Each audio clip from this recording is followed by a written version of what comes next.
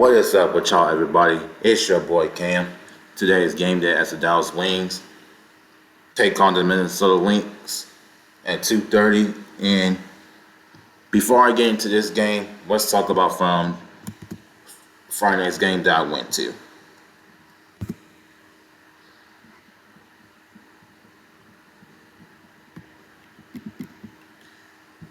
The Dallas Wings got hammered by the Golden State Valkyries on Friday night, the game where I was at. It was unfortunate, and here's the thing. They got off to a good start. The Wings got off to a good start. They went off to an 8-3 start, and like I said, the Golden State Valkyries just executed very, very well. They're a very defensive team, and the whole team is full of veterans. Now, I have to think the issue is with Dallas Wings, half of our team is still young. I still think we need to get some more veterans around Page and AZ. But let's talk about box score as well. So, Golden State Valkyrie, we gave up 18 points, scored 15 points in the second quarter. So we were down 8 going into halftime. So our defense was okay-ish. But here's what happens. I think the third quarter is where we messed up. We gave up 30 points in the third quarter. And I think that's what messed up the game for us a little bit. And we ended up finishing 22 points. And the Valkyries, the Wings was even match in the fourth quarter. We still couldn't stop their offense, and turnovers is really what hurt us on Friday night when we played the Golden State Valkyries. Okay, so here's the thing, and I already told y'all this. I actually met Veronica Burton when she was playing for the Dallas Wings 3 years ago, and she was the referee when I played that Special Olympics Unified game back in 2023. It was really cool talking to her. She was real nice to talk to. And she even gave me a compliment when I was playing. When I was going for the loose ball, even though we got a turnover, she was telling me good hustle. I was like, hey, I like that compliment from Veronica Burton when she was the ref. And I felt like she was a good ref. Yes. Oh, yeah, she's a pretty good ref. She did a good job. But at the end of the day, it's all for fun. They're not professional referees. It's all for fun. But you know what happened? When Enrique was coaching, when I had Zatu, Enrique ended up getting attacked because she kept going back and forth with Veronica Burton. And of course, Veronica Burton gave me the ball. I went to go shoot. Zatu chose me to go to the free throw line and shoot the tech. But you know what happened? When I went to shoot that free throw shot for the tech, I missed it because you know why? Because I was too busy laughing at Enrique and Veronica going back and forth. That was a fun time, man. I'm so glad that I got to meet Veronica Burton before she got released by the Dallas Wings. It was very cool to see players who used to play for the Wings playing on other teams now who I got to meet in person. Very awesome. But she kicked our ass on Friday night. She gave us 22 points. Hey, like I said, I love Veronica. It's just it was such a blessing to be able to meet her before she was going to the Valkyries. And let's just take a look at the stats. Yeah, Jessica Shepard is the first time I feel like she had an off game all season. Alana Smith finished with 11 points. Enrique had an off night. She finished with 5 points. Paige had a pretty good game. She had 17 points. Isaiah James gave us 13, and you got Maddie Secrets getting us 5, and you got Leah Root giving us 7 points off the bench. Honestly, Sims only scored 3 points. She played 25 minutes, and then got Sugg Sutton finishing with 5. But let's just take a look at the team stats.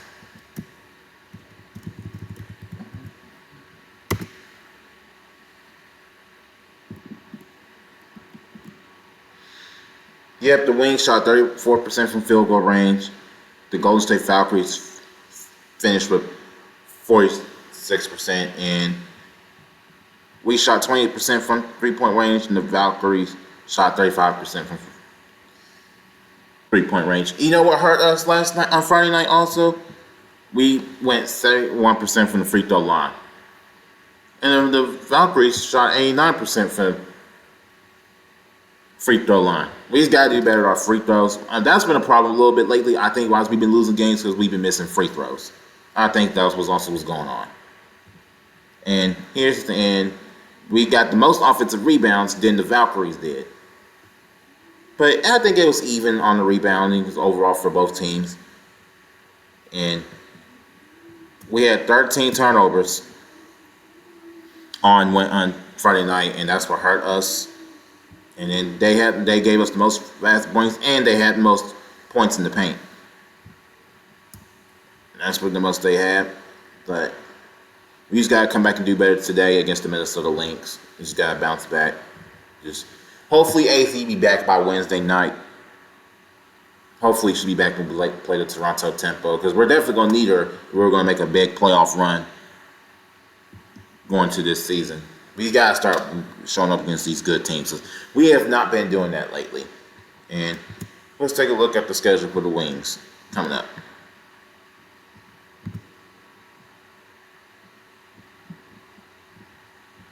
As you see today, we got the Minnesota Lynx at 2:30. Got the Toronto Tempo at 7. That should be a win. Next Friday we go to Indiana, and that was not going to be easy. It should be a good game. Then we go to Golden State for our final meet of the year with them at 9 o'clock at night. And we got the Indiana Fever the Thursday after that at 7 o'clock, and be a good one. In the last 3 games of this month, we should win these 3. We should win these last 3 games of the year, of the month. We got the Seattle Storm, who's the worst team in the league, on the 23rd. And then we got the Portland Fire on the 25th. And then we got the Connecticut Sun at 7 o'clock. And Brittany Griner is now back, but I still believe we should take care of business. But Brittany Griner will have trouble getting rebounds because Brittany Griner is the tallest player on the court. 6'9" giant. Just, oh my goodness. I just never seen a WNBA player that tall in my life before. It's just really, really, really crazy, bro. It's like, hey, man. Brittany Griner is fun to watch. I have so much respect for her game. She can't be a hothead, but she's fun to watch. Especially when she was at Baylor. You couldn't even defend somebody that's 6'9" like that in the paint. There's literally nothing you couldn't do. But let's talk some other things what's going on, what happened from yesterday.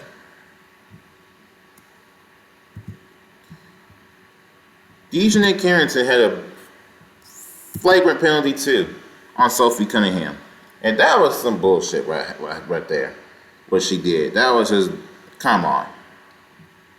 And let's take a look from yesterday's game on how this flagrant 2 happened. Face coming down, trying to prevent the layup, but that is just a hard hit. That's definitely going to be upgraded, I think. No, to a she did not. too, Ryan. I think that is going to be a flagrant 2. Oh, like that's not a basketball play. She's really literally trying to injure her. Like, really, DinJonai? Like, I mean, like, I'm just glad you don't play with the Dallas Wings no more. I'm glad we got rid of you. Like, before, like, you tried it when you was playing with us. You pulled one of the Sparks players by the hair, linked her to the ground. And then when Jessica Shepard going to the layup, you literally hack her, like, almost to the face and then nearly injuring her. It's like, I don't know what's going on with this girl. Why she wants to act like this. Yes, she ended up breaking up with Elijah Smith, and Elijah Smith ended up cheating on her, but there's still no excuse for her to be acting like this. Like, DinJonai was a dirty player before they even broke up anyway.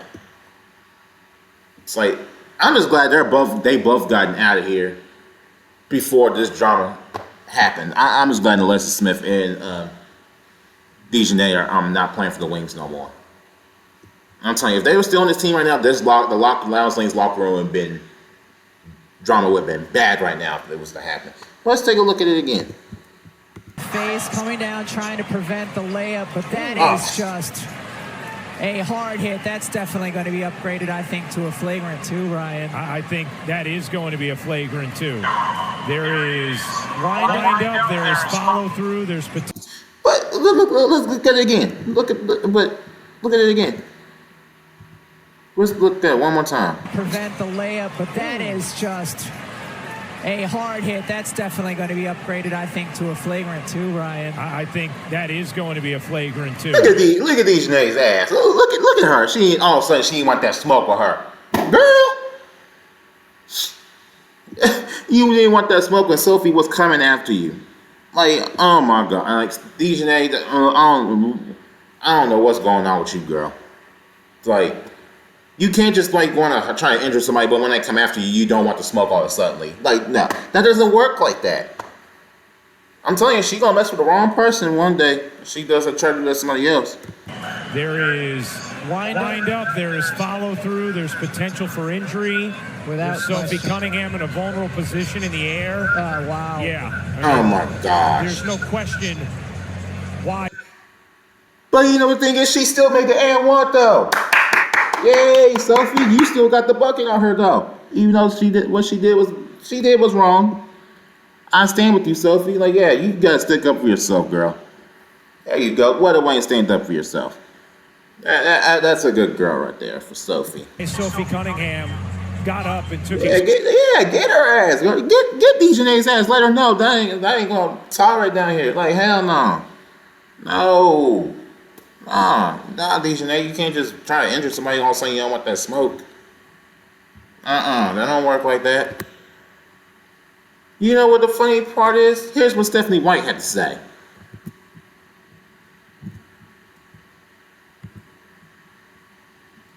One of the things about May is that she's going to play her butt off, man. She's going to compete. Nobody's going to go walking in for a layup. And so I don't oppose the hard foul.